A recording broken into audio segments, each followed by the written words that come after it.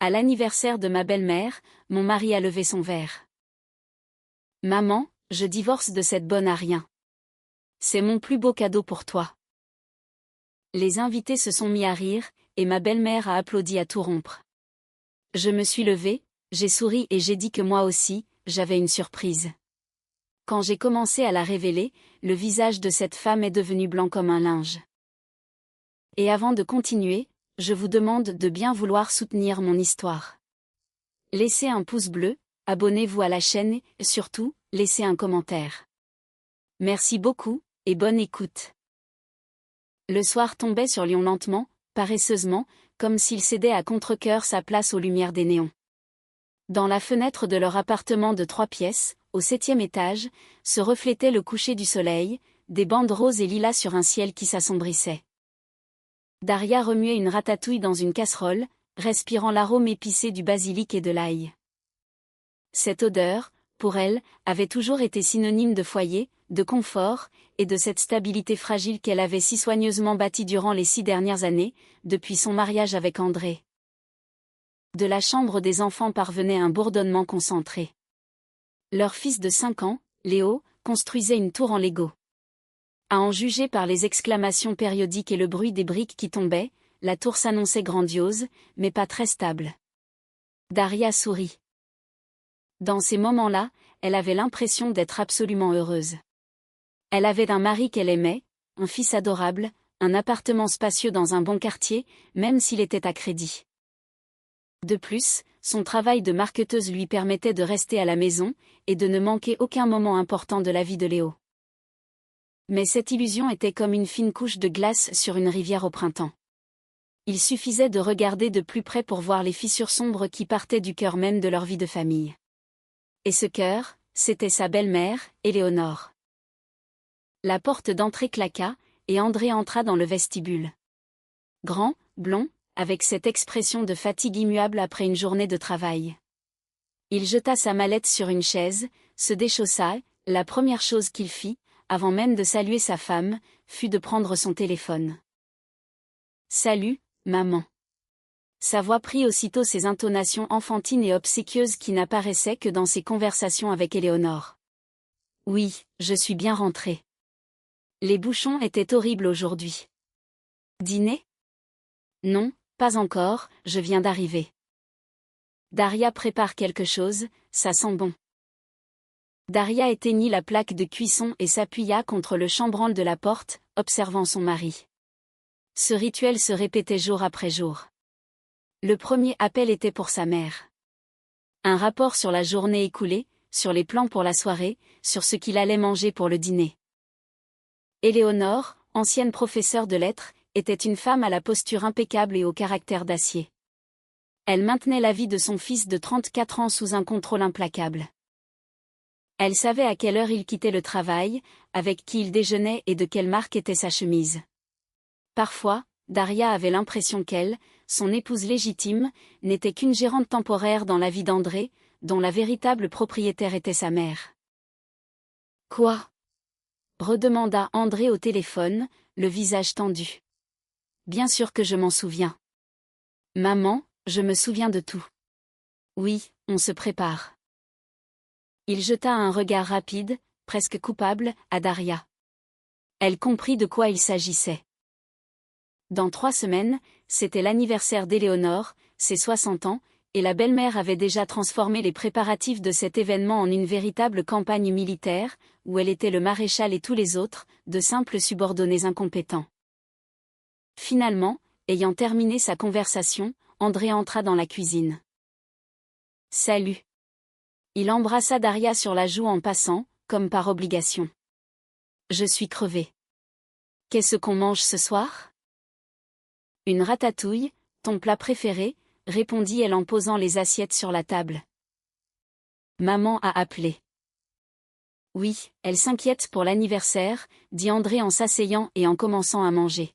« Elle dit que tu n'as toujours pas validé le menu du restaurant avec elle. »« Je lui ai envoyé 3 propositions la semaine dernière, » soupira Daria. Elle n'a répondu à aucune. « Mais tu connais maman. » Il haussa les épaules, et cette phrase était l'excuse universelle pour n'importe quelle action d'Éléonore. Elle aime que tout soit parfait. Appelle-la demain, discutant de vive voix avec elle. C'est plus simple pour elle. Daria avait envie de protester, de dire qu'elle n'était pas obligée de supplier une femme adulte qui ignorait délibérément ses messages. Elle voulait lui rappeler que c'était l'anniversaire de sa belle-mère, pas le sien, et qu'elle gaspillait son temps et son énergie à essayer de lui plaire. Mais elle se tut. Toute dispute concernant sa mère, André la prenait comme une offense personnelle. Il était plus simple de céder, comme elle le faisait depuis 6 ans. Plus tard dans la soirée, quand Léo dormait déjà et qu'André regardait un match de foot, Daria était sur son ordinateur portable, parcourant les sites de restaurants. Éléonore avait choisi le plus cher et le plus pompeux, l'Impérial, avec ses colonnes, ses dorures et des prix qui donnaient le vertige à Daria. Elle comprenait parfaitement que le plus gros du budget retomberait sur leur famille. Sa belle-mère, bien que vivant seule dans un grand appartement du centre-ville, se plaignait toujours de son manque d'argent, insinuant que son fils était son unique soutien. Le téléphone sonna de nouveau. Maman s'afficha à l'écran. André baissa immédiatement le son de la télévision. Oui, maman, je t'écoute. Quoi, tout de suite? Il se leva du canapé, le visage inquiet. Oui, bien sûr, j'arrive. Il s'est passé quelque chose? Demanda Daria quand il eut raccroché.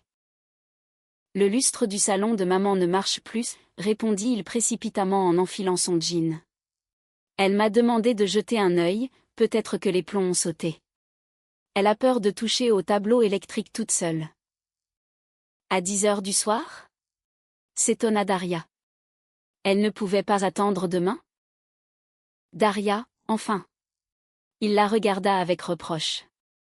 Maman a besoin d'aide. Je fais vite, un aller-retour. Il partit. Daria resta seule dans l'appartement silencieux. Elle savait que aller-retour, durerait au moins 2 heures. D'abord, il regarderait le lustre, puis Éléonore lui servirait un thé avec de la confiture et lui raconterait longuement ses maladies, ses voisins ingrats, et à quel point elle se sentait seule. Et il écouterait, hochant la tête et compatissant, oubliant qu'une femme l'attendait à la maison. Daria s'approcha de la fenêtre. Dans l'immeuble d'en face, des fenêtres étaient allumées, des ombres bougeaient, une vie étrangère et inconnue se déroulait. Elle se sentit soudain envahie d'une tristesse insupportable. Elle se souvint du début de sa relation avec André. Il était si attentionné, si prévenant, il la portait littéralement dans ses bras. À l'époque, sa dépendance envers sa mère lui semblait être un touchant amour filial. Elle pensait qu'après le mariage, tout changerait, qu'elle deviendrait la personne la plus importante pour lui. Comme elle s'était trompée. Pour André, il n'y avait toujours eu qu'une seule personne importante, sa mère. Et elle, Daria, n'était qu'une fonction, épouse, maîtresse de maison, mère de son enfant. Une fonction que l'on pouvait toujours reléguer au second plan. Soudain, une légère nausée la saisit et lui monta à la gorge. Encore ça, pensa-t-elle. Depuis quelques semaines, elle avait des nausées le soir. Elle mettait cela sur le compte de la fatigue et du stress liés aux préparatifs de l'anniversaire. Il fallait sans doute juste boire une tisane à la menthe et aller se coucher. Demain serait un autre jour, avec de nouveaux appels de sa belle-mère, de nouvelles tentatives pour lui plaire et ne pas devenir folle. Elle soupira. L'anniversaire devait avoir lieu dans 3 semaines. Et quelque chose disait à Daria que ce ne serait pas une simple fête, mais une bataille décisive. Les préparatifs de l'anniversaire se transformèrent en un marathon quotidien pour surmonter les obstacles qu'Éléonore érigeait avec une ingéniosité perverse. Chaque question, même la plus insignifiante, devenait un champ de bataille où Daria finissait toujours par perdre. Elle se sentait comme une funambule marchant au-dessus d'un gouffre, tandis que sa belle-mère, en bas, secouait la corde avec un sourire narquois. Tout a commencé avec le choix de l'animateur. Daria avait suggéré un jeune homme dynamique qu'elle avait vu lors d'une soirée de son entreprise. Il était spirituel, plein de tact et savait s'adapter à tous les publics. Un animateur pour mon anniversaire? La voix d'Éléonore au téléphone suintait le mépris quand André lui transmit la proposition de sa femme. Mon fils, je suis professeur de lettres, agrégé, pas une marchande des 4 saisons. Quels animateurs, quel concours vulgaire? Ce sera une soirée de gens cultivés. Il nous faut un maître de cérémonie. Maman, Daria dit qu'il est très bon, moderne, tenta de protester André, mais sa voix manquait d'assurance. Moderne? Cela veut dire qu'il va forcer mes invités, des gens respectables, à faire des courses en sac et à éclater des ballons. Non, merci. J'ai quelqu'un en tête, un homme excellent, Arcade Leblanc. Il a animé des soirées à la Maison des Arts et des Lettres, un homme d'une extrême distinction. Arrange-toi avec lui. Daria, assise à côté et entendant toute la conversation, ne put que serrer les dents. Arcade Leblanc, comme elle l'apprit plus tard, était un retraité de 70 ans qui lisait des poèmes de Verlaine sur scène et annonçait les numéros musicaux avec l'emphase d'un présentateur de l'ORTF. La soirée promettait d'être incroyablement passionnante. Puis vint le tour de l'accompagnement musical. Daria rêvait d'un groupe de reprises jouant des succès internationaux dans un style jazz. Cela aurait été chic et discret. Quoi, des guitares et une batterie? S'indigna Éléonore. C'est une cacophonie. Pour ma fête, il doit y avoir un piano à queue, peut-être, un violon. De la musique classique, les valeurs éternelles. J'ai déjà pris contact avec une pianiste du conservatoire. Une femme charmante, lauréate de concours nationaux. Mais, maman, les invités voudront peut-être danser, glissa timidement André. Pour la danse, il y aura un entracte spécial, trancha la belle-mère. La pianiste jouera une valse de Chopin. Ceux qui voudront danser, danseront. Daria n'était plus surprise de rien. Elle raya silencieusement de sa liste les contacts du groupe de reprise et imagina les invités, dont beaucoup avaient le même âge qu'eux, André et elle, tournoyant sur une valse de Chopin. La scène était surréaliste. Chaque soir, André rentrait du travail avec une nouvelle liste d'instructions de sa mère. Maman a demandé si tu avais commandé les compositions florales pour les tables. Elle insiste pour avoir des roses blanches. Uniquement des roses. Pas d'autres fleurs. Et pas des fleurs bon marché, des roses de Hollande à longue tige. Maman a dit que le gâteau devait être commandé uniquement à la pâtisserie royale. Oui, c'est à l'autre bout de la ville. Mais ils font le meilleur Napoléon. Elle se souvient de son goût depuis sa jeunesse. Maman veut que les marque-places soient écrits à la main, avec une calligraphie élégante. Elle a donné le numéro d'une dame qui s'en occupe. Daria exécutait mécaniquement toutes ses exigences, sentant sa propre vision de la fête s'effacer, se dissoudre, disparaître sous la pression d'une volonté étrangère. Elle voulait organiser une belle soirée mémorable pour sa belle-mère, mais Éléonore n'avait pas besoin de son aide. Elle avait besoin d'exécutants, d'assistants silencieux pour donner vie à son plan grandiose. Un soir, alors qu'ils discutaient d'une nouvelle exigence, les serviettes sur les tables devaient être en lin, empesées et pliées en éventail, Daria craqua. André, pourquoi ta mère ne s'en occupe-t-elle pas elle-même si rien ne lui plaît? Demanda-t-elle, en essayant de garder une voix stable. Pourquoi me délègue-t-elle tout, pour ensuite tout refaire à sa manière? André la regarda avec une surprise sincère, comme si elle venait de dire une absurdité. Daria, comment peux-tu ne pas comprendre? Maman veut que tu participes, que tu montres qu'elle compte pour toi. Elle fait tout ça pour nous, pour la famille. Elle fait ça pour elle, répondit doucement Daria. Elle veut que tout soit exactement comme elle l'imagine, et mon avis ne l'intéresse absolument pas. Ce n'est pas vrai, cria presque André. Tu n'apprécies tout simplement pas son attention. C'est une femme âgée, elle a besoin d'être entourée. Est-ce si difficile de faire simplement ce qu'elle demande? Daria se détourna pour qu'il ne voie pas les larmes qui lui montaient aux yeux. Encore une fois. C'est elle qui n'appréciait pas. C'est elle qui ne comprenait pas, l'égoïste. Et Éléonore était une sainte femme qui ne voulait que le bien de tous. Elle se souvint de leur première rencontre, de cet interrogatoire humiliant dans la cuisine. Déjà, à l'époque, elle avait senti ce mur d'arrogance et de snobisme. Pour sa belle-mère, elle était une étrangère. Une « fille d'un autre monde », comme elle l'avait dit. Et en 6 ans, rien n'avait changé. Elle pouvait être une maîtresse de maison parfaite, cuisiner les plats préférés d'André, élever un fils merveilleux, mais pour Éléonore, elle resterait toujours une étrangère, indigne de son garçon parfait. Le soir, ses nausées revenaient plus souvent. Elle buvait des tisanes à la menthe, mais la nausée ne passait pas, au contraire, elle s'intensifiait à l'odeur de la nourriture, au bruit soudain, à la simple vue du téléphone par lequel sa belle-mère pouvait appeler. Elle avait maigri, des cernes s'étaient creusées sous ses yeux.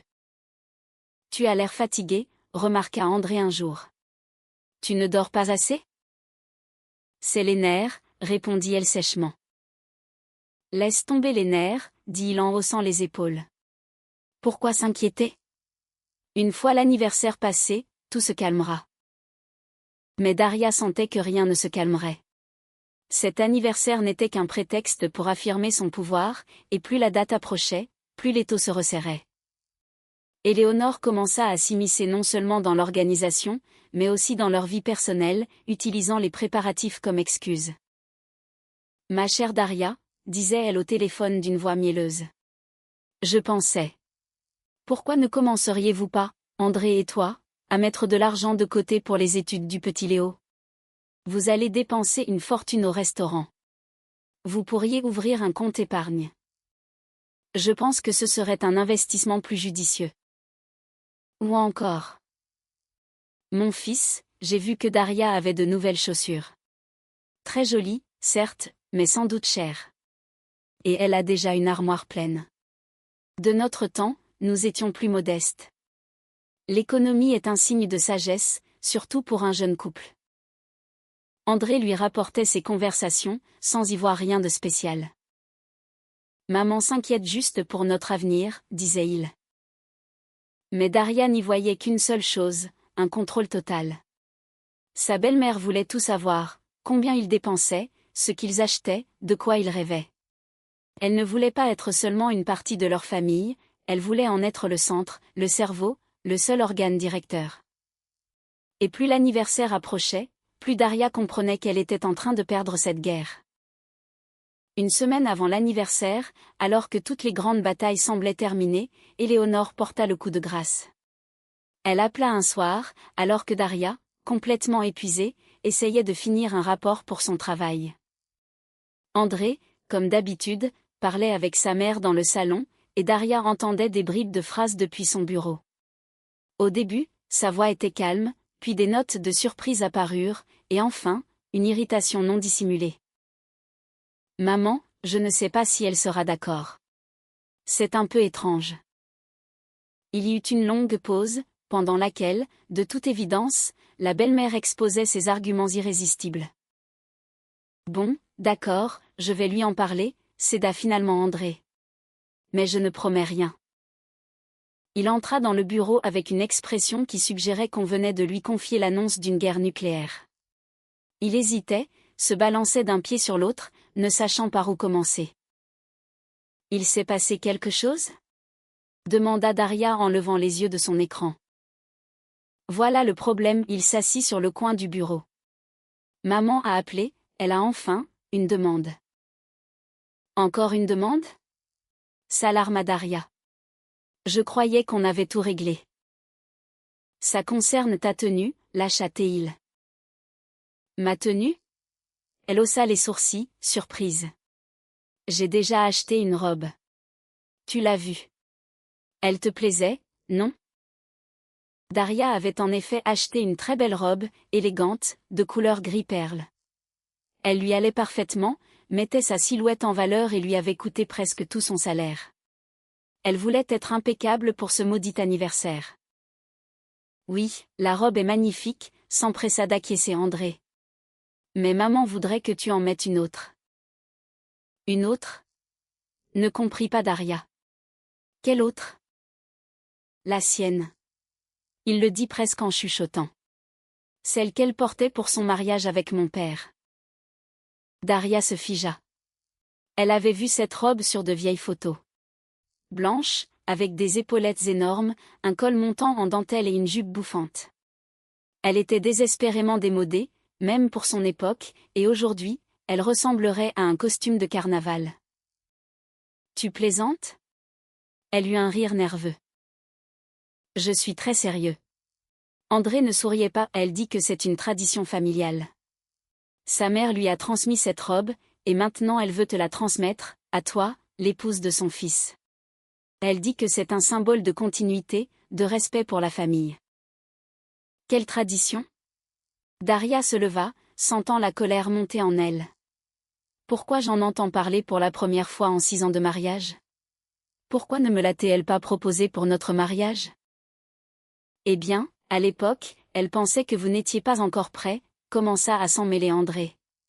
Et maintenant, tu es une belle fille qui a fait ses preuves. Elle veut te faire cet honneur. Un honneur? Daria éleva la voix. Me déguiser avec cet épouvantail sorti d'un coffre plein de naphtaline devant tous ses invités? C'est ça, un honneur? Elle veut simplement m'humilier. Daria, arrête, dit-il, grimaçant. Pourquoi vois-tu toujours de mauvaises intentions partout? Maman le fait avec un cœur pur. Elle veut que tu deviennes vraiment des nôtres. Je deviendrai des vôtres en portant ce spectre. André, réveille-toi. Ta mère se moque de moi. Elle sait très bien que cette robe est horrible. Elle veut que j'aie l'air d'une parente pauvre à côté d'elle, qui sera sur son 31. Ce n'est pas vrai. Il commença lui aussi à s'énerver. La robe est très belle, c'est du vintage. Elle est en dentelle française de grande qualité. Maman l'a conservée toutes ces années.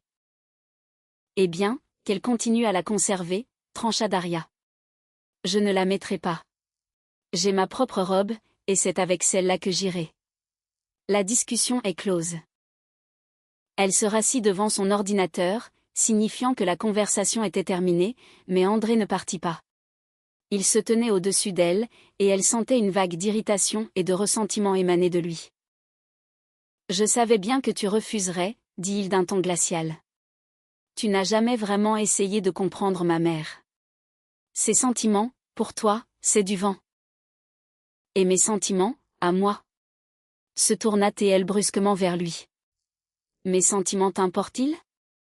Ça fait 3 mois que je vis un enfer à cause de cet anniversaire. J'exécute toutes ces demandes folles, je dépense mon argent, mes nerfs, et je n'ai même pas le droit de choisir ma propre robe pour la fête? Ce n'est pas une simple fête. Cria-t-il. C'est l'anniversaire de ma mère. Et tu dois montrer du respect. Le respect, ce n'est pas se transformer en risée publique. Cria-t-elle en retour. Je ne mettrai pas cette robe. Point final.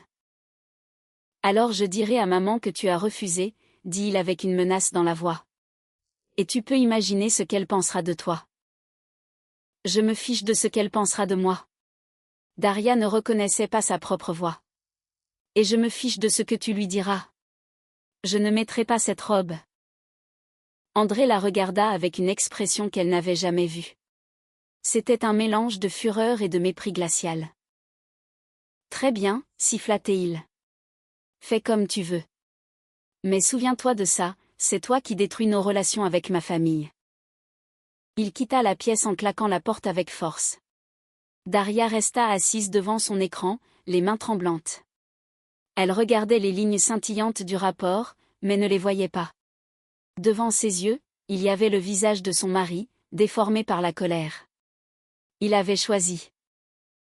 Une fois de plus, il avait choisi sa mère. Ses sentiments à elle, ses désirs, son droit à la dignité n'avaient aucune importance pour lui. Une seule chose comptait, que sa mère soit contente. Elle laissa tomber sa tête dans ses mains. La nausée revint avec une force nouvelle, aiguë et douloureuse. Mais cette fois, ce n'était pas seulement une réaction physique. Elle était écœurée par ce mensonge, par cette hypocrisie, par sa propre faiblesse, dont elle avait fait preuve toutes ces années. Ça suffit, dit-elle à voix haute, sans savoir à qui elle s'adressait. J'en ai assez. C'était le moment, la goutte d'eau qui faisait déborder le vase. Elle ne savait pas encore ce qu'elle allait faire, mais une chose était sûre, les choses ne seraient plus jamais comme avant. Le lendemain de la dispute, un silence glacial s'installa dans la maison. André partit tôt au travail, sans déjeuner et sans dire un mot. Daria accompagna Léo à l'école et retourna dans l'appartement vide, qui lui parut soudain étranger et froid. La scène humiliante de la robe ne quittait pas ses pensées. Elle la repassait en boucle, analysant chaque mot, chaque regard. Pourquoi avait-elle supporté cela si longtemps? Pourquoi s'était-elle laissée traiter de la sorte? La réponse était simple et désagréable. Elle avait peur. Peur de perdre André, peur de briser sa famille, peur de se retrouver seule avec un enfant et un prêt immobilier. Mais la veille au soir, tout avait changé. La peur avait laissé place à une colère sourde et froide. Elle s'approcha du miroir et regarda son reflet. Une femme fatiguée, avec des cernes sombres sous les yeux. Ces dernières semaines, elle n'était plus que l'ombre d'elle-même. Ça ne peut plus durer, dit-elle fermement à son reflet. Il fallait qu'elle fasse quelque chose, qu'elle cesse d'être une victime. Mais quoi? Entrer en conflit ouvert avec Éléonore? André ne le lui pardonnerait jamais. Essayer de parler à nouveau à son mari? Inutile. Il ne l'écouterait de toute façon pas. Ses réflexions furent interrompues par un appel téléphonique. C'était sa meilleure amie, Sophie, qu'elle connaissait depuis l'université. Salut. Alors, comment avancent les préparatifs du grand événement de l'année? Demanda Sophie d'un ton joyeux. La robe est déjà repassée? Daria ne put se retenir et fondit en larmes au téléphone, racontant de manière confuse la dispute de la veille, la robe, l'ultimatum de son mari. Sophie, qui était avocate, l'écouta en silence, sans l'interrompre. Je vois, dit-elle quand Daria eut terminé. Un cas classique de chantage affectif. Ta belle-mère est une manipulatrice de haut vol, et ton mari, désolé de te le dire, Daria, est un vrai fils à maman. Et qu'est-ce que je dois faire? Sanglota Daria. Premièrement, te calmer. Deuxièmement, ne surtout pas mettre cette robe. Ce n'est pas une question de mode, mais de respect de soi. Si tu cèdes là-dessus, elle te dévorera toute crue. Et troisièmement, Sophie marqua une pause. Tu dis que tu as tout le temps la nausée, que tu as mauvaise mine. Tu n'as pas pensé que ce n'était peut-être pas seulement les nerfs? Quoi d'autre? Ne comprit pas Daria. Eh bien, continua son ami. Il y a des raisons, disons, plus joyeuses, d'avoir la nausée. Ça fait longtemps que tu n'as pas fait un test? Daria se figea. Un test. Elle n'y avait même pas pensé. La dernière fois qu'ils avaient eu un moment d'intimité avec André, c'était il y a 1 mois et demi. Après ça, il était devenu distant, toujours fatigué, prétextant des problèmes au travail. Et elle n'avait pas insisté. Je ne sais pas, balbutia-t-elle. Mon cycle est un peu irrégulier, mais je pensais que c'était à cause du stress. Fais-le, conseilla vivement Sophie. Juste pour être sûre. Ça ne coûtera rien.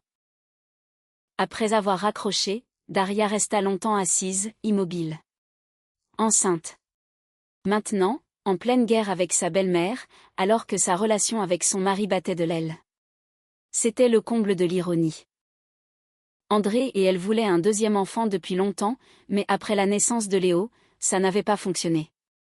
Ils avaient même fait des examens, mais les médecins n'avaient trouvé aucun problème sérieux. Détendez-vous et vivez, leur avait dit le spécialiste. Et maintenant, alors que tout était si compliqué. L'idée d'un possible enfant suscita en elle une tempête de sentiments contradictoires. D'un côté, ce serait un miracle, un petit rayon de lumière dans ce royaume de ténèbres. De l'autre, elle était paniquée. Comment l'annoncerait-elle à André? Et à Éléonore? Sa belle-mère prendrait immédiatement sa grossesse sous son contrôle total. Elle lui dicterait quoi manger, quoi boire, dans quelle position dormir et quel médecin consulter. Non, elle ne voulait pas de ça. Mais le conseil de Sophie lui trottait dans la tête. Il fallait en avoir le cœur net. Elle s'habilla, en évitant de se regarder dans le miroir, et se rendit à la pharmacie. Elle acheta le test le plus cher et le plus fiable qu'elle put trouver. De retour à la maison, dans la salle de bain, ses mains tremblaient tellement qu'elle eut du mal à ouvrir l'emballage. Elle suivit les instructions comme dans un brouillard, puis posa le test sur le bord du lavabo et se força à sortir. 5 minutes. Il fallait attendre 5 minutes. Elle fit les 100 pas dans la cuisine. Son cœur battait à tout rompre dans sa gorge. Elle essayait de se convaincre que c'était une bêtise, que Sophie avait tout imaginé, que c'était juste le stress. Mais au fond d'elle, un pressentiment commençait à naître. Elle se souvint de sa joie en voyant les 2 barres la première fois, pour Léo. André l'avait porté dans ses bras, l'avait embrassé, lui murmurant qu'elle lui avait offert l'univers. Même Éléonore s'était adoucie pendant un temps, se mettant à tricoter des chaussons et à discourir sur les bienfaits de l'allaitement. C'était une période heureuse. Était-il possible que cela ne se répète pas? Se forçant à se calmer, elle retourna dans la salle de bain. Sur la petite fenêtre blanche du test, 2 lignes violettes, vives, nettes, impitoyables, étaient apparues. Daria s'adossa au mur carrelé et froid et glissa lentement jusqu'au sol. Elle était enceinte. Les larmes se remirent à couler sur ses joues. Mais cette fois, ce n'étaient pas des larmes de chagrin ou de colère, mais des larmes de désarroi. Que faire maintenant de cette nouvelle, de ce petit secret qui pouvait absolument tout changer? Elle comprit qu'elle ne pouvait pas en parler à André maintenant. Pas après la dispute de la veille. Il le prendrait comme une tentative de manipulation, un moyen de le forcer à céder. Et elle ne voulait surtout pas qu'Éléonore l'apprenne. Il faut une confirmation, pensa-t-elle. Les tests se trompent parfois. Il fallait qu'elle aille voir un médecin, qu'elle fasse une échographie. Il lui fallait des preuves irréfutables. Elle chercha sur Internet le numéro de la clinique privée la plus proche et prit rendez-vous pour le lendemain. Elle décida que ce serait son secret. Du moins, pour l'instant jusqu'à ce qu'elle sache comment continuer. Pour la première fois depuis longtemps, elle agissait sans consulter son mari, sans se soucier de l'opinion de sa belle-mère. C'était son corps, son enfant, sa décision. Et cela lui donnait une force étrange, effrayante, mais enivrante. Le lendemain matin était enveloppé d'un brouillard épais et de silence. André était de nouveau parti sans un mot, ne laissant derrière lui que l'odeur amère du café et une pesante sensation de rancœur inexprimée. Daria déposa Léo à l'école, mais au lieu de rentrer travailler, elle se rendit à la clinique. Son cœur battait si fort qu'elle avait l'impression que tout le monde l'entendait. Dans le hall lumineux et stérile du centre médical privé, elle se sentait déplacée, comme si elle s'était trompée d'endroit. La gynécologue, une femme âgée aux yeux bons et intelligents nommée Anne-Hélène, écouta attentivement son récit confus. « Allons voir ça », dit-elle en la guidant doucement vers la salle d'échographie.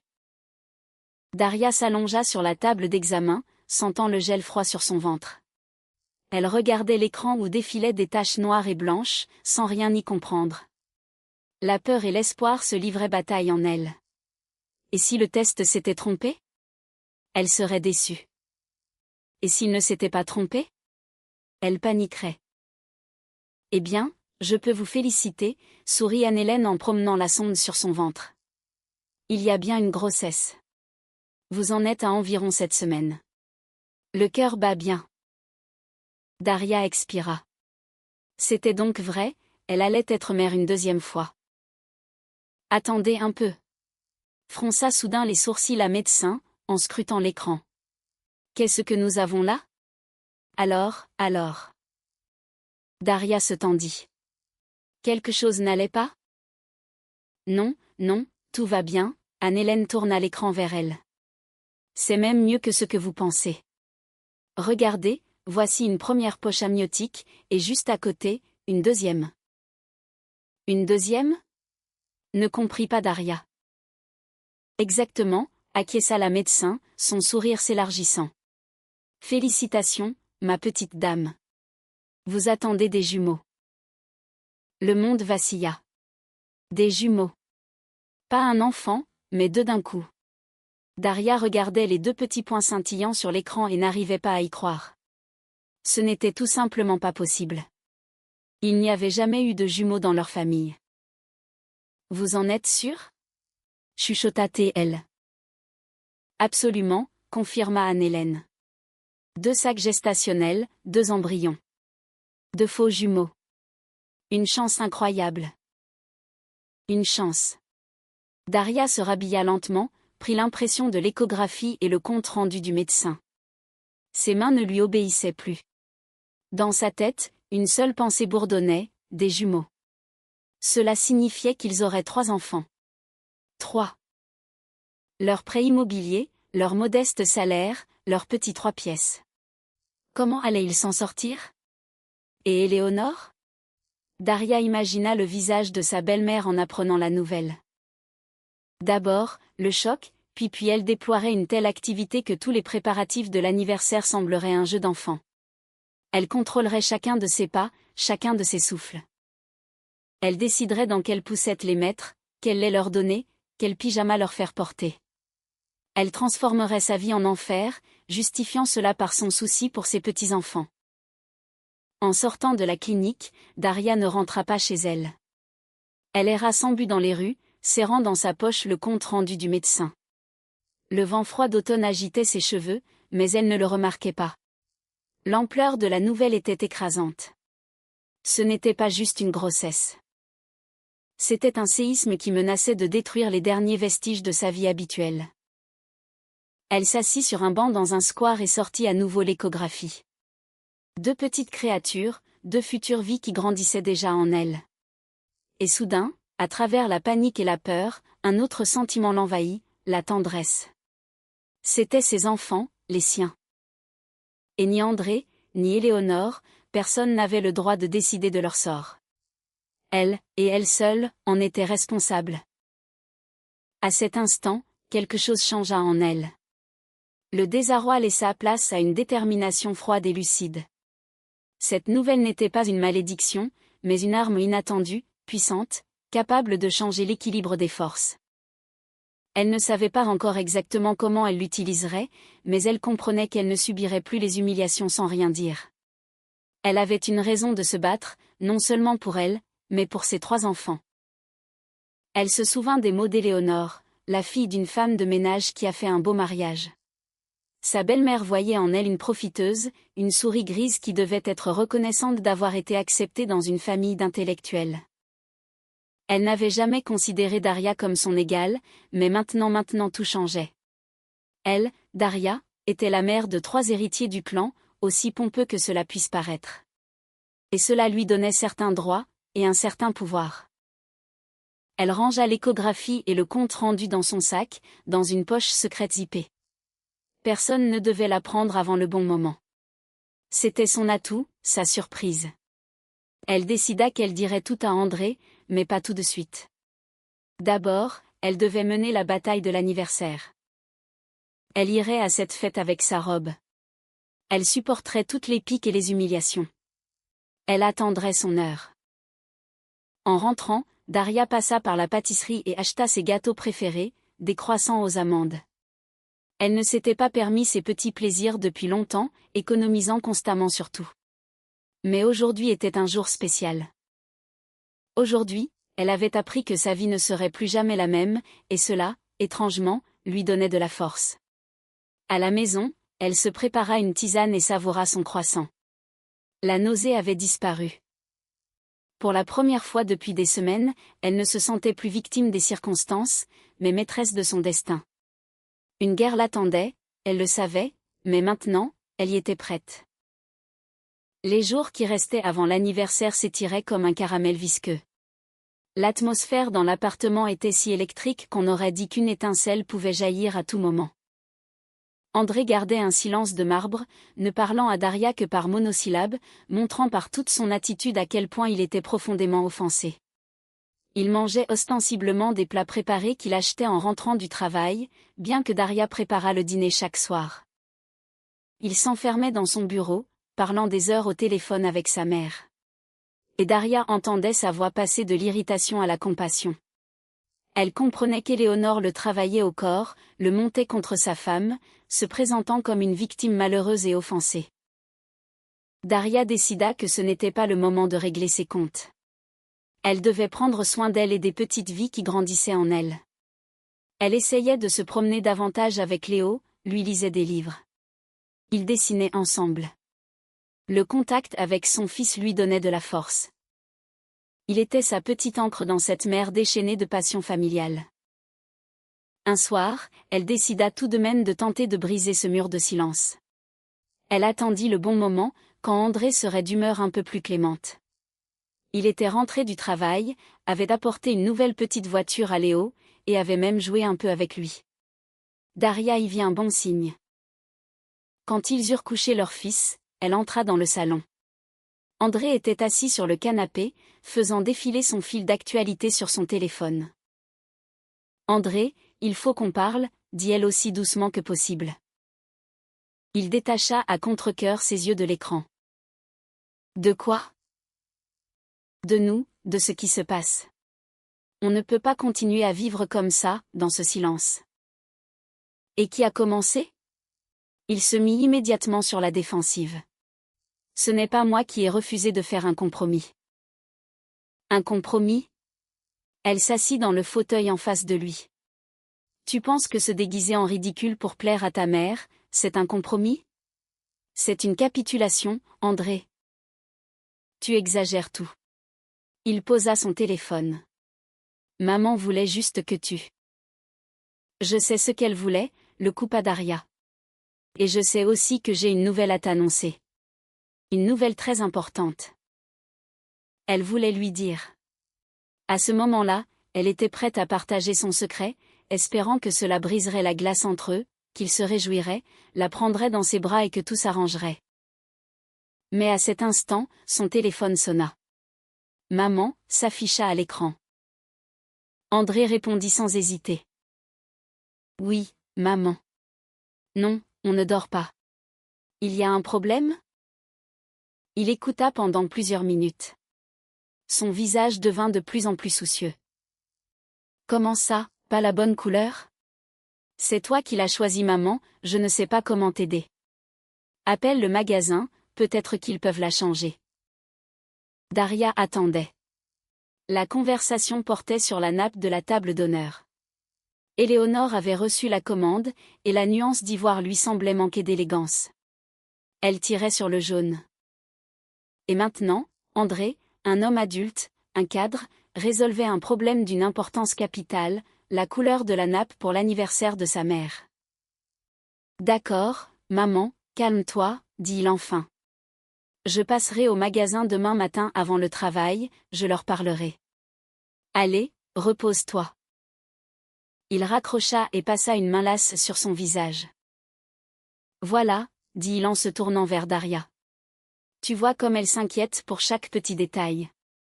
Et toi, avec ton entêtement, tu ne fais qu'ajouter à son stress. » Daria le regarda, et le fragile espoir qui l'habitait encore se brisa en 1000 morceaux. Il ne lui avait même pas demandé quelle nouvelle elle voulait lui annoncer. Le problème de la nappe était plus important. « J'ai moi aussi une nouvelle, André, » répéta-t-elle d'une voix sourde.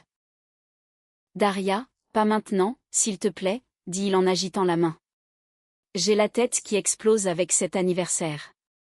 On parlera de toutes nos broutilles après. » Des broutilles ?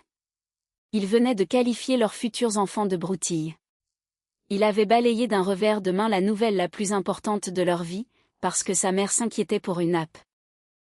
À cet instant, Daria comprit que le point de non-retour était atteint. Elle n'essaierait plus, ne s'humilierait plus à mendier son attention. Elle se leva et quitta la pièce en silence. « Où tu vas ? » lui cria Théil.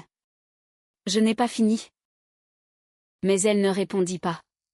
Elle entra dans leur chambre, ferma la porte à clé et s'allongea sur le lit, recroquevillée sur elle-même. Il n'y avait pas de larmes. Juste un vide assourdissant. La trahison était si flagrante, si cynique, qu'elle ne laissait place à aucune autre émotion. Il n'avait pas seulement choisi sa mère, il l'avait dévalorisée, elle, leur relation, leur avenir. Il avait appelé leurs enfants des broutilles. Elle posa une main sur son ventre. À l'intérieur, 2 petits cœurs battaient.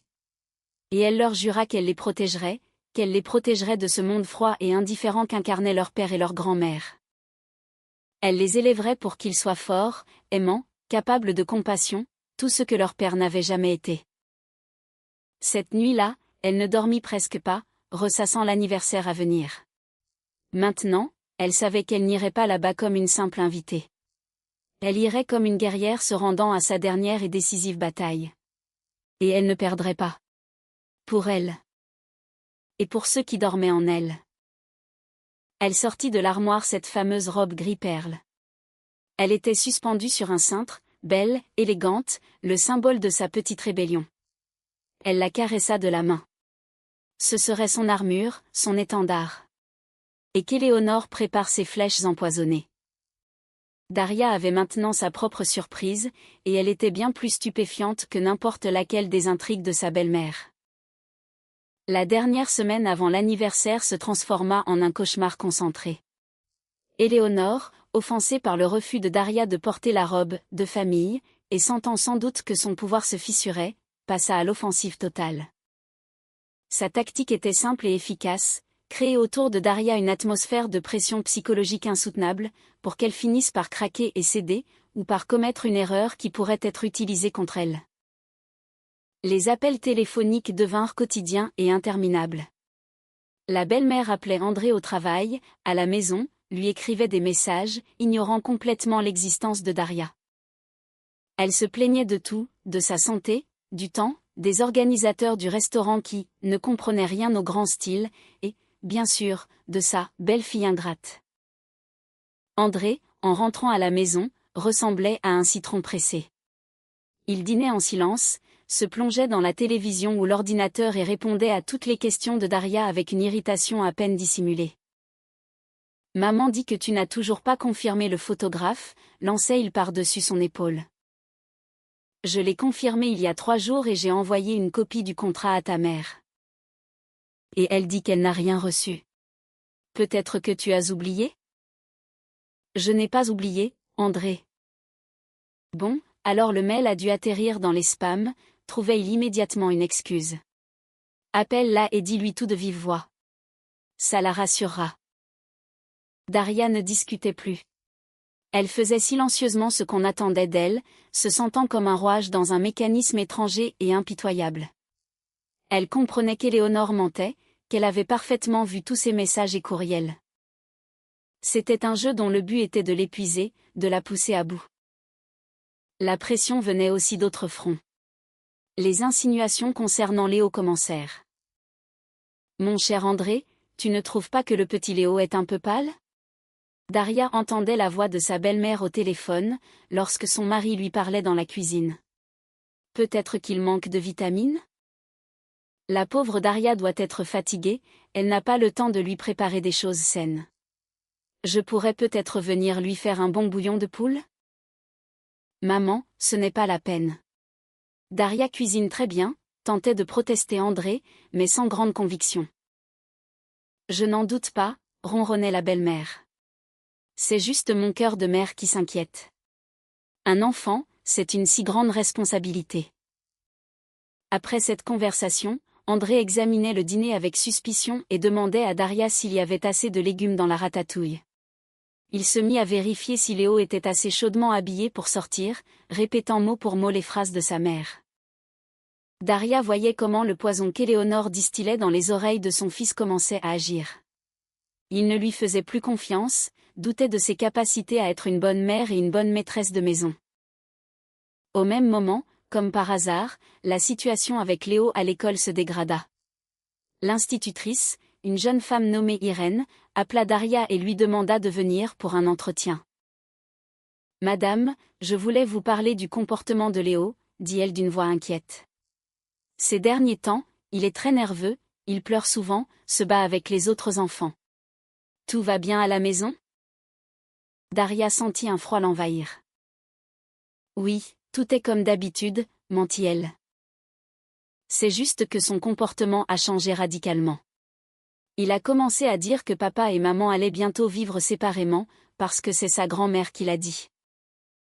Le sol se déroba sous les pieds de Daria. Ainsi, Éléonore avait déjà discuté avec son petit-fils de leur possible divorce. Elle préparait le terrain, montait l'enfant contre elle et l'utilisait comme un pion dans son jeu sordide. « Je vais lui parler », fut tout ce que Daria put articuler. Le soir, elle tenta d'aborder le sujet avec André. L'école a appelé. L'institutrice dit que Léo est devenu agressif. Et il raconte aux autres enfants qu'on va divorcer, parce que c'est sa grand-mère qui l'a dit. André, ta mère parle de divorce à un enfant. Le visage d'André s'assombrit. Je suis sûre qu'elle ne pensait pas à mal, commença Théil, la défendant par habitude. Ça a dû lui échapper dans la conversation. Lui échapper? S'enflamma Daria. Ce genre de choses n'échappe pas. Elle manipule notre fils délibérément. Arrête de faire de maman un monstre. Explosa Théil. Elle aime Léo. Ce n'est pas de l'amour, c'est de l'égoïsme et de la manipulation. Ils se crièrent dessus, et ce fut leur première vraie dispute ouverte depuis des semaines. Léo, entendant les cris, sortit de sa chambre et les regarda, effrayé. Daria se tut, s'approcha de son fils, le serra dans ses bras et le ramena dans sa chambre. En revenant, elle dit à André d'un ton glacial. Je ne la laisserai pas détruire l'équilibre psychologique de mon enfant. Si tu ne lui parles pas, je le ferai. André ne répondit rien, il prit simplement sa veste et quitta la maison. Il rentra tard, sentant la bière et le tabac froid. Il ne s'excusa pas. Ils se couchèrent en se tournant le dos, un abîme les séparant. Daria se sentait acculée. La pression venait de toutes parts, sa belle-mère, son mari, les problèmes avec son fils. Son monde, qu'elle avait construit avec tant de soin, s'effondrait sous ses yeux. La nausée était devenue sa compagne de tous les instants. Elle ne mangeait presque plus, ne buvait que de l'eau. Une seule pensée martelait son esprit, tenir. Il fallait juste tenir jusqu'à l'anniversaire. Ce jour était devenu pour elle un point de non-retour, un moment après lequel tout devrait changer. Elle ne savait pas encore comment, mais elle sentait qu'il n'y avait plus de retour en arrière possible. Soit elle s'effondrerait sous cette pression, soit elle sortirait de cette bataille transformée. Le restaurant L'Impérial accueillit les invités dans un luxe lourd et oppressant. Rideaux de velours, lustres en cristal, monogrammes dorés sur les murs, tout criait le statut et l'argent. Éléonore, vêtue d'une robe de velours violet foncé, se tenait à l'entrée, recevant les félicitations, et ressemblait à une reine-mère lors d'une réception dans son propre palais. Elle était dans son élément. Daria, dans son élégante robe gris-perle, se sentait déplacée, comme une fleur des champs dans une serre d'orchidées. Quand André et elle entrèrent, sa belle-mère la toisa d'un regard glacial, qui glissa sur sa robe avec une désapprobation évidente. Ah, Daria, siffla elle entre ses dents pour que seul son fils l'entende. Tu as donc décidé d'ignorer ma demande. Eh bien, c'est ton choix, une belle démonstration de manque de respect. André jeta un regard coupable à sa femme, puis le détourna aussitôt pour aller saluer les invités de sa mère. Daria resta seule au milieu de la salle. Elle prit une profonde inspiration, redressa les épaules et se dirigea vers sa table avec un sourire poli. Elle ne se laisserait pas briser. Pas aujourd'hui. La soirée commença par un discours pompeux d'Arcade Leblanc, qui compara la reine de la fête tantôt à Catherine de Médicis, tantôt à George Sand. Ensuite, la pianiste interpréta un nocturne de Chopin. Les invités, pour la plupart des contemporains d'Éléonore, écoutaient avec des mines intelligentes, tandis que les plus jeunes s'ennuyaient ouvertement, les yeux rivés sur leur téléphone. Daria était assise entre sa mère, Valentine, et la chaise vide de son mari, qui naviguait entre les tables, jouant le rôle d'hôte accueillant. « Tiens bon, ma chérie, lui dit doucement Valentine en posant sa main sur la sienne. Tu es magnifique. Daria lui sourit avec gratitude. La présence de sa mère était son seul soutien. Enfin, après plusieurs numéros musicaux soporifiques et de longs toasts des amis de l'héroïne du jour, Arcade Leblanc annonça. Et maintenant, la parole est à l'unique et très cher fils de notre incomparable Éléonore, André. André s'avança au centre de la salle, une coupe de champagne à la main. Il semblait nerveux, mais déterminé. Daria se crispa. Elle sentit que quelque chose d'irréparable allait se produire. Éléonore regardait son fils avec adoration et un triomphe à peine dissimulé. « Chère maman », commença André, la voix légèrement tremblante. « Aujourd'hui, c'est ton jour, ton anniversaire. 60 ans, c'est l'âge de la sagesse, de la maturité et d'un respect bien mérité. Je veux te dire merci pour tout, pour la vie que tu m'as donnée, pour les nuits sans sommeil, pour ton amour et ton soutien infini. Tu es la personne la plus importante de ma vie. Tu l'as toujours été et tu le seras toujours. Il marqua une pause, balaya l'assemblée du regard et le fixa sur Daria. Dans ses yeux, elle ne vit ni amour, ni chaleur, seulement une détermination froide et cruelle. En un tel jour, il est de coutume d'offrir des cadeaux, poursuivit-il, avec des notes d'acier dans la voix. J'ai longtemps réfléchi à ce que je pourrais t'offrir, maman. Quelque chose qui te rendrait vraiment heureuse. Quelque chose qui te montrerait à quel point je t'aime et t'estime. Éléonore se pencha en avant, tout oui. Les invités se turent. Et j'ai trouvé ce cadeau. André leva sa coupe plus haut. Maman, je divorce. Je divorce de cette bonne à rien, qui ne t'a jamais respecté, qui n'a jamais apprécié ton attention et qui n'a fait qu'empoisonner notre vie. C'est mon plus beau cadeau pour ton anniversaire. Je reviens à toi, maman. Le silence de mort qui s'était abattu sur la salle explosa une seconde plus tard. Un des amis d'Éléonore eut un petit rire nerveux. Puis les rires éclatèrent, d'abord hésitants, puis de plus en plus forts et moqueurs. Les invités de la belle-mère, ces fameux « gens cultivés », riaient en regardant Daria. Éléonore bondit de sa chaise et se mit à applaudir. Son visage rayonnait de bonheur. C'était son triomphe, son apothéose. Elle n'avait pas seulement gagné, elle avait anéanti sa rivale publiquement, l'écrasant sous les yeux de tous. Daria restait assise, immobile. Elle n'entendait pas les rires, ne voyait pas les visages narquois. Le monde entier s'était réduit à un seul point, le visage de son mari, qui se tenait là, sa coupe à la main, et souriait. Il l'avait fait. Il l'avait sacrifié à sa mère. Il avait piétiné leurs 6 ans de mariage, leurs fils, leurs enfants à naître. Bravo, mon fils! Cria Éléonore en s'approchant d'André et en l'enlaçant. C'est le plus beau des cadeaux. Je savais que tu ferais le bon choix. Valentine, assise à côté de Daria, lui serra la main si fort que ses ongles s'enfoncèrent dans sa peau. Les misérables, murmura-t-elle. Et ce murmure, plein de douleur et de colère, sortit Daria de sa torpeur. Elle releva lentement la tête. Il n'y avait pas de larmes. Juste un désert aride à l'intérieur.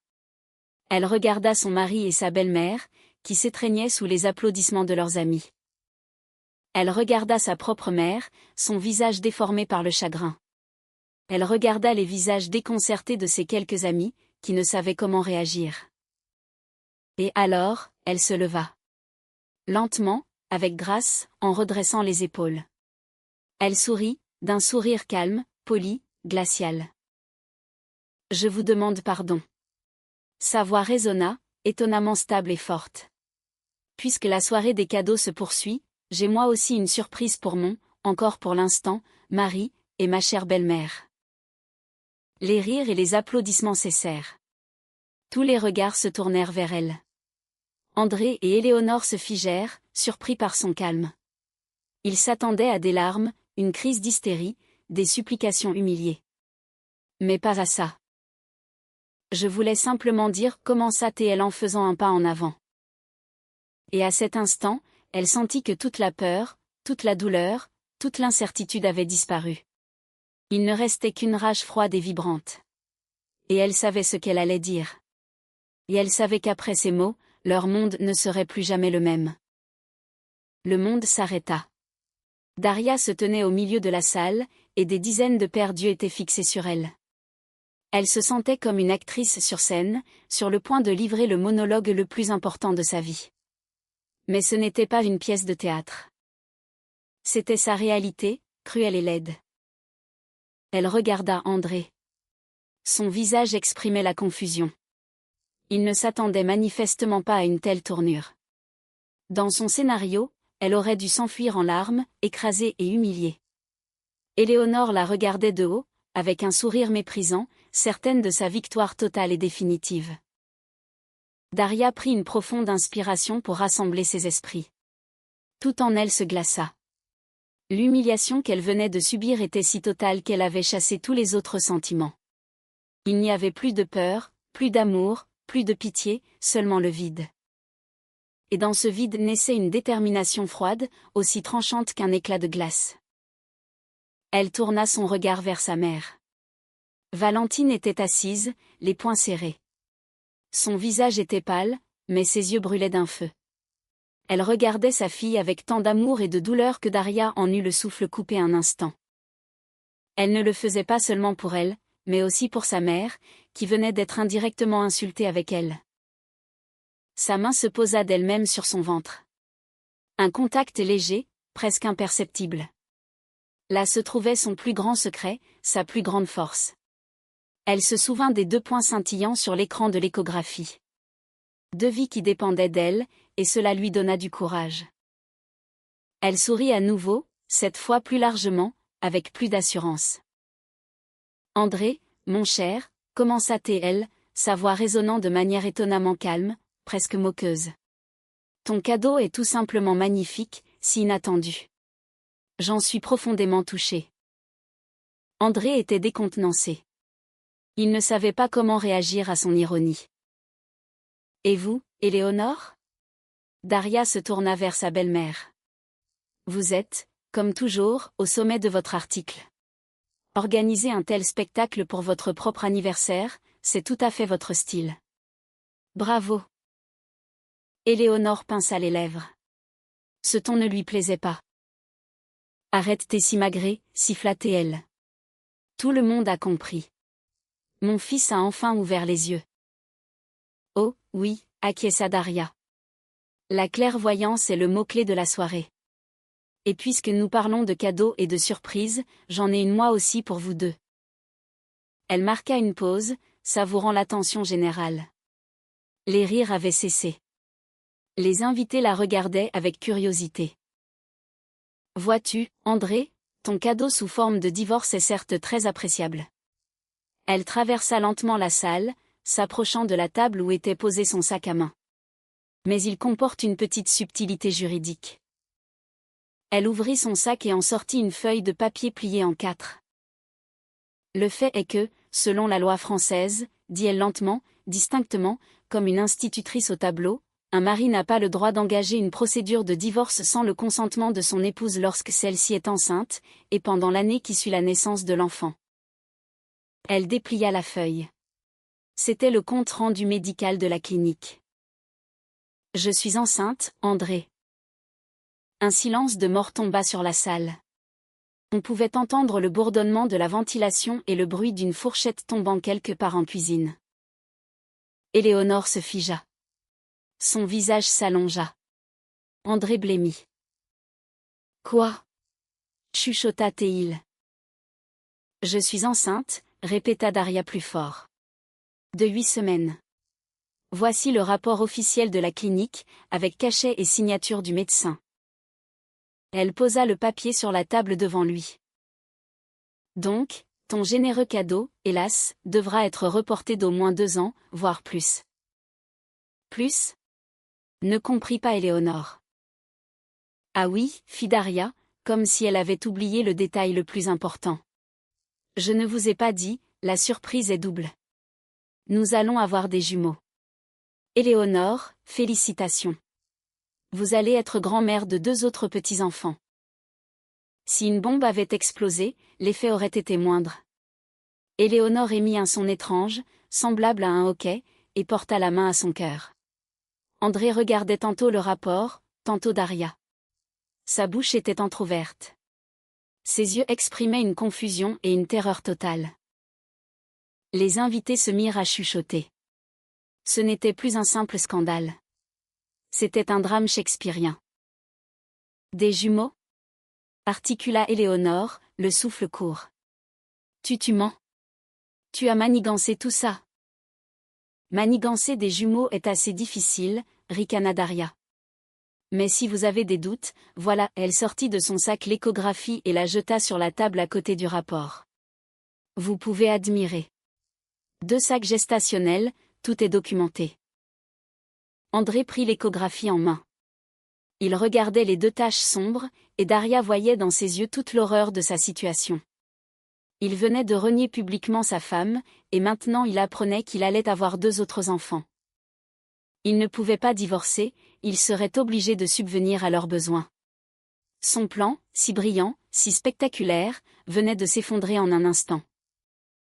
Donc, mon cher mari, poursuivit Daria, sa voix vibrant de triomphe. Le divorce est annulé. À la place, nous attendent les couches, les nuits blanches et, bien sûr, une pension alimentaire pour 3 enfants. André, tu n'as pas oublié Léo, j'espère ? Éléonore regardait sa belle-fille avec une expression de pure, d'authentique horreur. Elle avait voulu se débarrasser d'un fardeau inutile, et elle se retrouvait avec 3 petits-enfants et un fils liés pour des années à cette femme par des obligations financières. Son triomphe s'était transformé en une défaite écrasante. Et encore une chose, ajouta Daria en se tournant vers les invités. Je voudrais remercier ma mère, Valentine. Oui, c'est une femme simple. Elle travaille dans une bibliothèque, elle ne donne pas de cours de lettres. Mais elle m'a appris l'essentiel, le respect de soi. Et je suis très fière d'être sa fille. Valentine regardait sa fille, les larmes aux yeux. Mais cette fois, c'étaient des larmes de fierté. Daria prit son sac, s'approcha de sa mère et lui prit le bras. Et maintenant, veuillez nous excuser, nous devons partir. Cet anniversaire est devenu bien trop fatigant. Elle guida sa mère vers la sortie, passant devant les invités stupéfaits, devant son mari, qui se tenait toujours là avec l'échographie à la main, et devant sa belle-mère, dont le visage était aussi blanc que la nappe sur la table. Arrivée à la porte, elle se retourna. Ah, au fait, Éléonore, joyeux anniversaire. J'espère que mon cadeau vous a plu. Et, sans attendre de réponse, elle quitta la salle, emmenant avec elle sa seule et véritable famille. La porte se referma derrière elle, laissant derrière une fête gâchée et les ruines d'une vie étrangère. En sortant de la salle étouffante, imprégnée de l'odeur du triomphe des autres et de sa propre humiliation, Daria sentit l'air glacial de novembre lui brûler le visage. Elle prit une profonde inspiration, saccadée, et eut l'impression de respirer pour la première fois depuis des heures, voire des années. À ses côtés, sa mère lui tenait fermement le bras. Valentine ne disait rien, mais son soutien silencieux était plus éloquent que n'importe quelle consolation. Elles s'éloignèrent du restaurant et s'arrêtèrent sous la lumière d'un lampadaire solitaire. Les flocons de neige, les premiers de l'année, tourbillonnaient dans son halo jaune et fondaient sur ses joues, se mêlant aux larmes qu'elle ne retenait plus. Elle ne pleurait pas de chagrin ou de rancœur. C'étaient des larmes de libération, des larmes de tension relâchée. Le ressort, comprimé à l'extrême pendant toutes ces années, s'était enfin détendu. « C'est fini, ma chérie, c'est fini » disait doucement Valentine en lui caressant les cheveux. « Tout est terminé. » « Non, maman. » Daria leva vers elle des yeux baignés de larmes, mais clairs. « Tout ne fait que commencer. » À cet instant, elle sentit une force nouvelle l'envahir. Le choc de l'humiliation publique était passé, laissant place à une clarté froide et cristalline. Elle vit soudain toute sa vie avec André, comme si elle la tenait dans sa main. Une succession de concessions, de compromis qui étaient en réalité des capitulations, de petites trahisons qu'elle avait pardonnées, mettant cela sur le compte de son amour pour sa mère. Elle comprit que ce n'était pas un mariage, mais une pièce de théâtre qui avait trop duré, où elle jouait le rôle de la belle-fille commode, sous la direction d'Éléonore. Et la soirée d'aujourd'hui n'en était que le point culminant, l'acte final. Elle se souvint du visage d'André lorsqu'il avait prononcé ces mots terribles. Il n'y avait ni regret, ni douleur, seulement de l'excitation, le désir de plaire à sa mère, de faire de l'effet. Il se délectait de son humiliation, et c'était le plus effrayant. Elle n'aimait pas l'homme qu'il était, mais l'image qu'elle s'en était faite. L'image d'un homme bon, un peu indécis, mais aimant. Le véritable André était différent, faible, immature, et cruel dans sa faiblesse. « Qu'est-ce que tu vas faire ?» demanda doucement sa mère alors qu'elle montait dans un taxi. « Divorcer » répondit Daria sans hésiter. « Mais tu as dit toi-même que la loi l'en empêchait. Lui ne peut pas demander le divorce. Mais moi, je peux. À tout moment. Et je le ferai. Et les enfants ? La voix de Valentine trembla. Et les enfants, quoi? Daria regarda par la fenêtre les lumières de la ville qui défilaient. Ils ont besoin d'un foyer heureux et paisible, pas d'un champ de bataille permanent. Ils ont besoin d'une mère forte et sûre d'elle, pas d'une ombre effacée qui passe son temps à s'excuser. Je m'en sortirai, maman. Maintenant, je sais que je m'en sortirai. Quand elles arrivèrent à la maison, la première chose que fit Daria fut d'aller dans la chambre des enfants. Léo dormait dans son lit, serrant un ours en peluche. Il était si vulnérable, si précieux. Daria l'embrassa sur sa joue chaude. Pour lui, et pour les deux autres qui n'étaient encore que des points sur une échographie, elle était prête à soulever des montagnes. Elle entra dans la chambre à coucher. Leur lit commun, les photos au mur, ses affaires dans l'armoire. Tout lui parut soudain étranger, agressif. Elle comprit qu'elle ne pouvait plus rester ici. Pas dans cet appartement où chaque recoin lui rappelait le mensonge. « Maman, je peux rester chez toi quelque temps ?» demanda-t-elle en entrant dans la cuisine, où Valentine préparait du thé. Avec Léo. « Bien sûr, ma chérie. » Sa mère la serra dans ses bras. « Aussi longtemps que tu voudras. Ma maison est ta maison. » « Il faut que je fasse mes valises, dit Daria. Je veux partir tout de suite. Je ne veux pas qu'il revienne et qu'il recommence ses supplications, ses manipulations. Je ne céderai plus. La décision fut instantanée, et c'était la seule bonne, ne pas attendre, ne pas lui donner la chance de la ramener dans ce marécage. Il fallait trancher dans le vif, tout de suite. Elle ouvrit l'armoire et commença à sortir ses affaires. Les affaires de Léo. Elle les rangeait dans des valises, rapidement, presque fébrilement. Elle ne prenait rien qui puisse lui rappeler André. Pas de photos communes, pas de cadeaux. Seulement le nécessaire, ses affaires personnelles, ce qui appartenait à elle et à ses enfants. À ce moment, son téléphone, qu'elle avait jeté sur le lit, sonna. André s'afficha. Daria le regarda, puis, sans hésiter, appuya sur le bouton pour rejeter l'appel. Le téléphone sonna à nouveau. Et encore. Elle le prit et l'éteignit.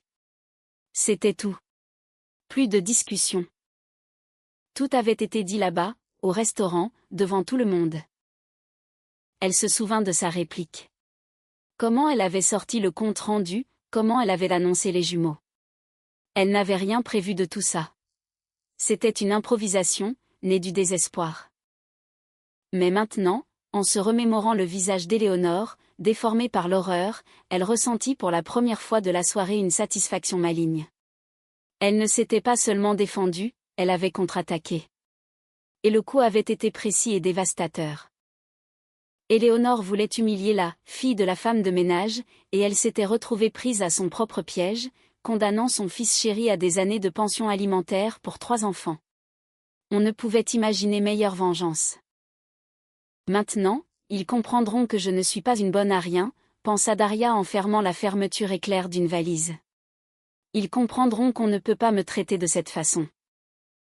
Ce n'était pas une simple prise de conscience, c'était un tournant. La naissance d'une nouvelle Daria, forte, déterminée, prête à se battre pour son bonheur. Et même si de nombreuses difficultés l'attendaient, le divorce, les procès, élever seule 3 enfants, elle n'avait plus peur, car elle savait que le pire était derrière elle. Le pire, c'était de vivre dans une cage faite des attentes des autres et de prétendre être heureuse. Maintenant, la cage était brisée, et elle était libre. En s'installant chez sa mère, Daria fut enveloppée d'une atmosphère de chaleur et de soutien inconditionnel qui lui avait tant manqué toutes ces années. Le petit mais confortable 2 pièces de Valentine, rempli d'étagères de livres et embaumant les gâteaux faits maison, devint pour elle et Léo une véritable forteresse. Les premiers jours, elle ne fit que dormir, se remettant du choc. Valentine s'occupa de tout ce qui concernait son petit-fils, donnant à sa fille l'occasion de reprendre des forces. Mais Daria savait qu'elle ne pouvait pas se relâcher. La guerre n'était pas terminée.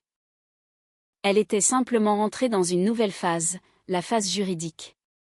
Elle savait qu'André, surtout, Éléonore, n'abandonnerait pas si facilement. Il chercherait des failles, essaierait de contester ses droits, de jouer sur la pitié. Elle avait besoin d'un plan d'action clair. La première chose qu'elle fit fut d'appeler Sophie. Je l'ai quittée, annonça-t-elle à son amie sans préambule. Enfin, souffla l'autre. Raconte. Daria résuma brièvement les événements de la soirée d'anniversaire. Sophie écoutait, ponctuant son récit de commentaires peu flatteurs à l'égard d'André et de sa mère. Écoute, tu es une véritable héroïne, dit-elle quand Daria eut terminé. Les remettre à leur place de cette manière, c'est génial. Mais maintenant, prépare-toi à te défendre. Cette furie, ta belle-mère, ne va pas se calmer de sitôt. Tu as besoin d'un bon avocat. C'est pour ça que je t'appelle, répondit Daria. Il me faut le meilleur. Tu auras le meilleur, promit Sophie. Dans notre cabinet, nous avons une spécialiste du droit de la famille. Une lionne, pas une femme. Elle s'appelle Irène Valérie. Elle tire le maximum de ce genre d'affaires. Je te prends un rendez-vous. Le lendemain, Daria était assise dans le bureau austère du cabinet d'avocats. Irène Valérie, une femme élégante d'une quarantaine d'années, au regard vif et perçant, examina attentivement le compte-rendu médical et l'échographie. La situation est claire, dit-elle en posant les documents. D'un point de vue juridique, votre position est quasiment inattaquable. Votre mari ne pourra pas divorcer de vous de sa propre initiative avant que le plus jeune de vos enfants ait 1 an. Il devra payer une pension alimentaire pour les 3 enfants et pour vous-même jusqu'à ce qu'ils aient 3 ans. Et l'appartement ? Demanda Daria. Il est sous crédit. L'apport initial a été fait par ses parents. Peuvent-ils le réclamer ? Ils peuvent essayer, acquiesça l'avocate. Ils peuvent intenter une action pour faire reconnaître une partie de l'appartement comme leur propriété, en prouvant qu'ils ont donné l'argent spécifiquement pour l'achat.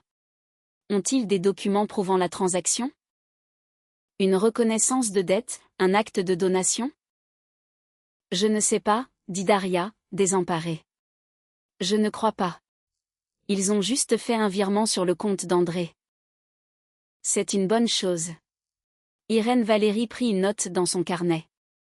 Cela peut être interprété comme un don à leur fils, et non comme un investissement dans un bien commun. Mais ils trouveront probablement des témoins qui confirmeront que l'argent était destiné à l'appartement. Il faudra se battre sur ce point, mais même dans le pire des cas, le tribunal leur accordera probablement une part proportionnelle à leur contribution, et non la moitié de l'appartement. Et compte tenu de la présence de 3 enfants mineurs, le tribunal vous laissera très probablement l'appartement, en vous obligeant à leur verser une compensation. Je n'ai pas cet argent, s'effraya Daria. Ne vous pressez pas, la rassura l'avocate. D'abord, cela ne se fera pas demain. Les procès peuvent durer des années. Ensuite, le montant de la compensation sera calculé sur la valeur de leur part, pas de tout l'appartement. Et enfin, nous avons de quoi riposter. Daria la regarda avec surprise. Que voulez-vous dire ? Nous avons le fait de l'humiliation publique, sourit Irène Valérie. Nous avons des témoins. Nous pouvons déposer une plainte reconventionnelle pour atteinte à l'honneur et à la dignité et demander des dommages et intérêts pour préjudice moral. Les sommes ne sont généralement pas énormes, mais c'est un excellent levier de pression. Imaginez la joie d'Éléonore en recevant une convocation au tribunal, où elle sera interrogée sur la façon dont elle a insulté sa belle-fille. Le cœur de Daria se sentit plus léger. Elle comprit qu'elle était entre de bonnes mains. « Que dois-je faire maintenant ?» demanda-t-elle. Pour l'instant, rien, répondit l'avocate. Vivez tranquillement, prenez soin de votre santé. C'est le plus important. Attendons leur premier mouvement. Ne répondez pas à leurs appels, n'entrez pas en négociation. Tout contact passera uniquement par moi. Et rassemblez des preuves, tout message, enregistrement de conversation, témoignage de voisins s'ils recommencent à vous harceler. Tout peut être utile. Rassurée, Daria quitta le bureau. Elle avait un plan, une stratégie. Elle n'était plus une victime effrayée. Elle était la cliente d'un cabinet d'avocats sérieux. Le soir, elle raconta tout à sa mère. « C'est bien, ma chérie », approuva Valentine. Il faut se battre pour soi. Et ne t'inquiète pas pour l'argent, je t'aiderai. On vendra la maison de campagne s'il le faut. Maman, non, protesta Daria. C'est ton seul lieu de repos. Mon principal repos, c'est ta tranquillité, dit fermement sa mère. La première offensive de l'ennemi ne se fit pas attendre. Quelques jours plus tard, André appela Daria. Sa voix était abattue. Daria, il faut qu'on se voie. Maman a engagé un avocat. Ils veulent aller au tribunal pour le partage de l'appartement. Très bien, répondit calmement Daria. Mon avocate contactera le vôtre. Réglez toutes les questions par son intermédiaire. Voici son numéro. Daria, attends. Sa voix prit des accents suppliants. On ne pourrait pas s'arranger sans les tribunaux? Maman, elle est très angoissée, elle dit qu'elle s'est emportée. Elle est prête à s'excuser. Je n'ai pas besoin de ces excuses, trancha Daria. Et nous nous arrangerons uniquement devant un tribunal. Mais ce sera sale, un scandale, il pleurait presque. Pourquoi nous infliger ça? Laisse-moi venir, on va parler. Nous n'avons plus rien à nous dire, André. Tu as fait ton choix le soir de l'anniversaire. Elle raccrocha, sentant son cœur battre à grands coups. C'était difficile, mais elle savait qu'elle agissait correctement. Toute concession, toute marque de faiblesse serait interprétée comme une défaite de sa part. Elle comprenait qu'Éléonore n'avait aucune intention de s'excuser. C'était juste une manœuvre tactique, une tentative de l'attirer à la table des négociations, de faire pression, de la forcer à accepter un arrangement à leurs conditions. Mais Daria ne jouait plus à ces jeux. Elle avait désormais ses propres règles, et elle était prête à aller jusqu'au bout. Le procès débuta 2 mois plus tard et se transforma immédiatement en un one-woman show dont l'actrice principale était Éléonore. Elle venait aux audiences comme à un événement mondain, en tailleur strict, avec une coiffure impeccable et un collier de perles. Elle jouait le rôle de la vertu offensée, de la mère malheureuse que sa belle-fille perfide essayait de dépouiller de ses derniers biens. Leur avocat, un homme aux yeux fuyants, axa sa défense sur le fait que l'argent versé pour l'achat de l'appartement n'était pas un don, mais un prêt à usage déterminé. Et maintenant, Éléonore, en tant que créancière, avait droit à une part du bien. Ils présentèrent au tribunal un relevé bancaire du virement sur le compte d'André et firent venir 2 témoins, de vieilles amies de la belle-mère, qui affirmèrent d'une seule voix qu'Éléonore avait toujours dit qu'elle prêtait de l'argent à son fils pour son logement. Irène Valérie, l'avocate de Daria, démontait leurs arguments avec sang-froid et méthode. Dites-moi, s'il vous plaît, s'adressait-elle à l'une des témoins, un contrat de prêt a-t-il été rédigé? Non, balbutiait-elle. Ce sont des proches, ils se faisaient confiance. Donc, il n'existe aucune dette juridiquement établie. Il s'agissait simplement de votre supposition, basée sur les dires de votre ami? La témoin hochait la tête, déconcertée. Quand vint le tour de la plainte pour atteinte à l'honneur, Éléonore se métamorphosa.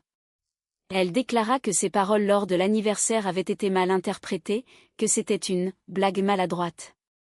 Et Daria, étant une femme, instable et vengeresse, en avait fait tout un scandale. Elle m'a toujours détestée, clamait-elle avec emphase.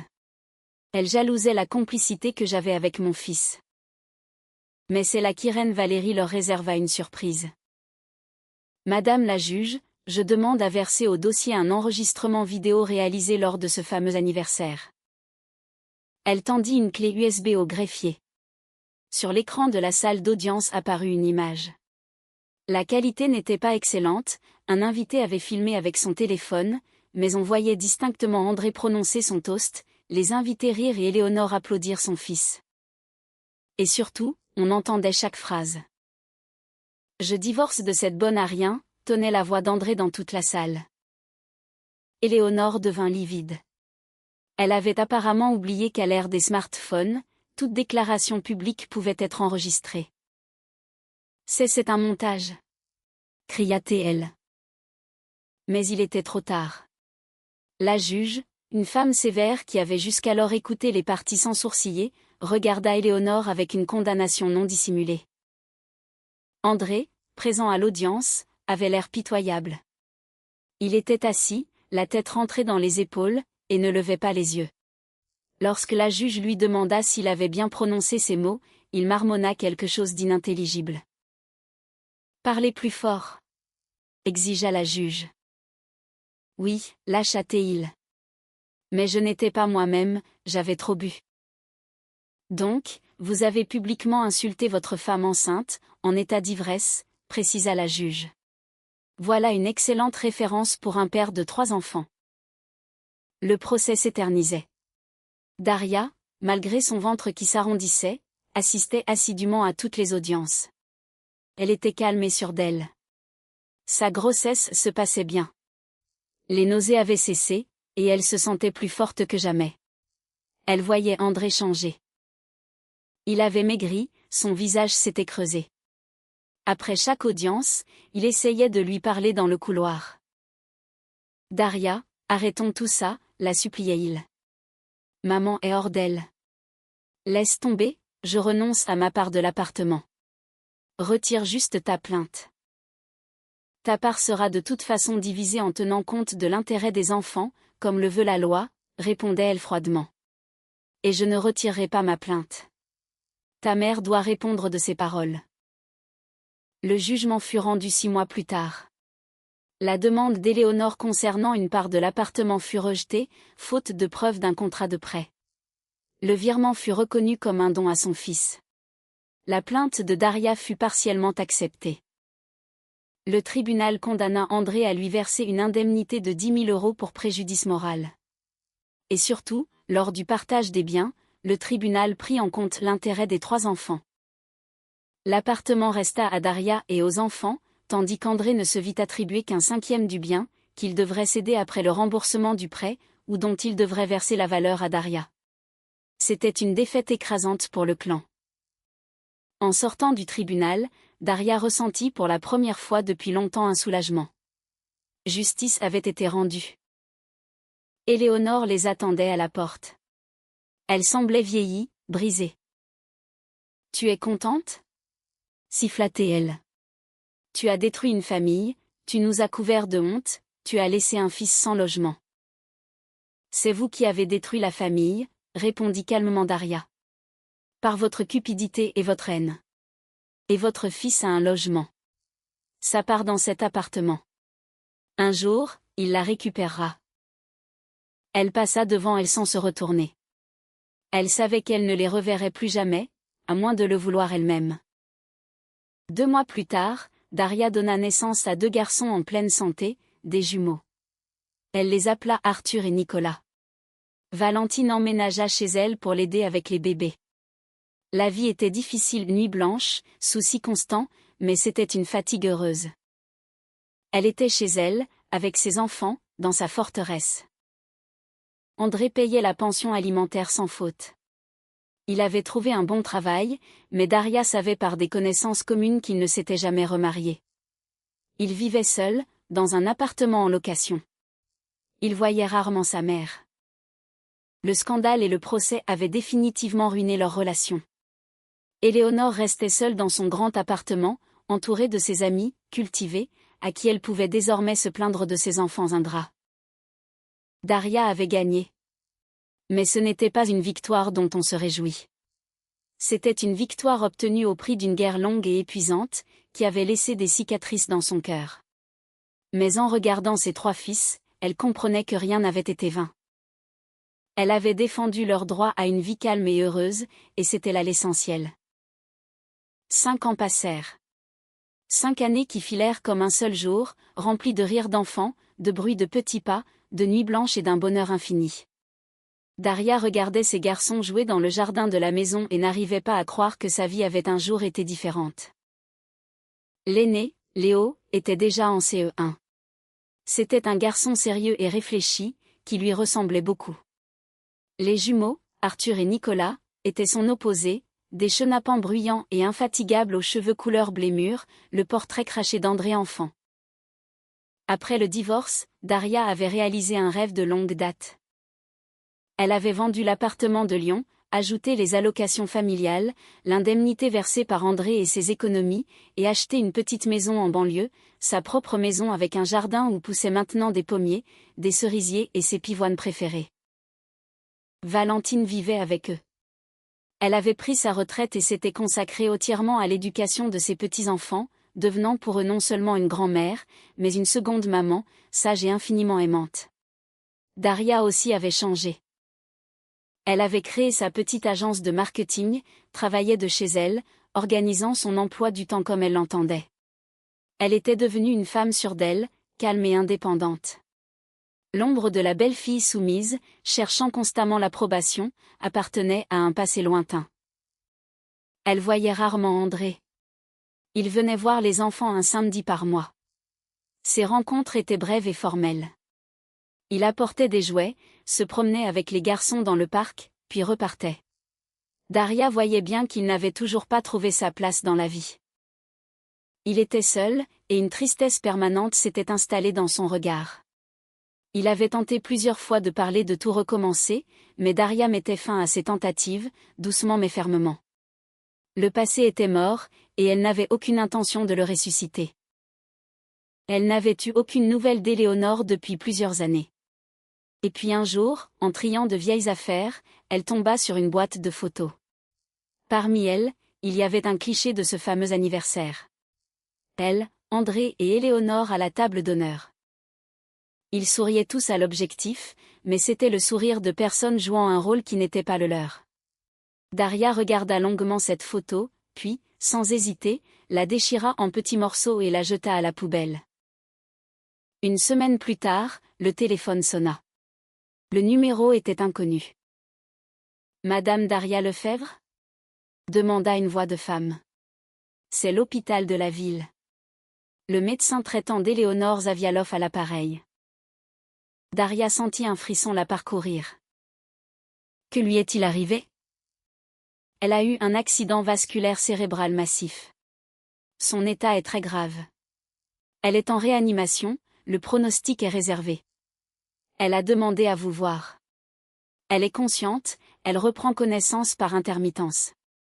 Elle ne peut pas parler, mais elle a écrit votre nom sur un bout de papier. C'est son fils qui nous a donné votre numéro. Daria resta silencieuse, ne sachant que répondre. Y aller? Pourquoi? Cette femme avait détruit sa vie, l'avait humiliée, mais quelque chose en elle l'empêchait de simplement raccrocher. Peut-être la pitié, ou peut-être simplement le désir de mettre un point final à cette histoire. J'arrive, dit-elle. L'hôpital sentait les médicaments et le désespoir. Éléonore était allongée dans un lit, entourée de fils et de tubes. Elle ne ressemblait plus du tout à la femme autoritaire et sûre d'elle qu'elle avait été. Elle était petite, recroquevillée, le visage déformé par la maladie. En voyant Daria, elle tenta de dire quelque chose, mais seul un râle inarticulé sortit de sa gorge.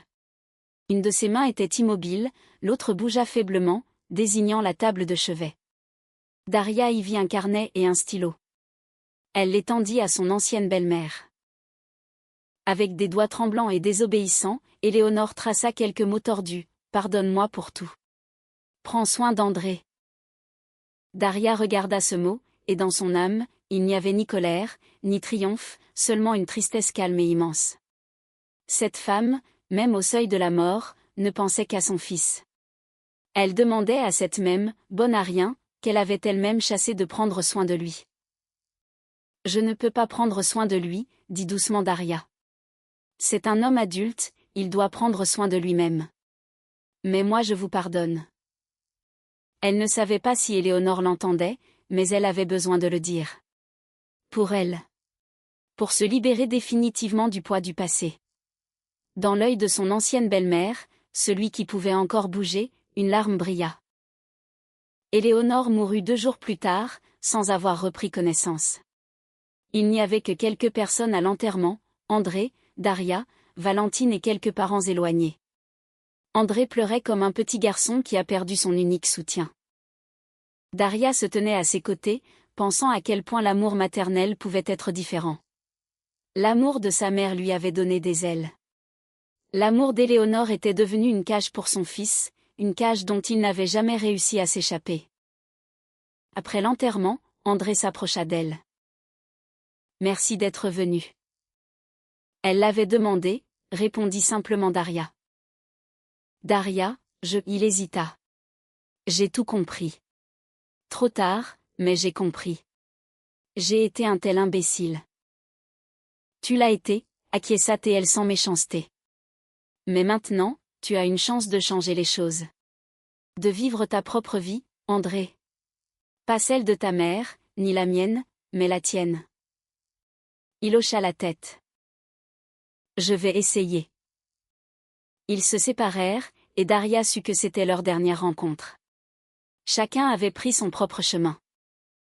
Le soir, en couchant les enfants, elle leur racontait l'histoire d'un courageux chevalier qui avait vaincu un méchant dragon.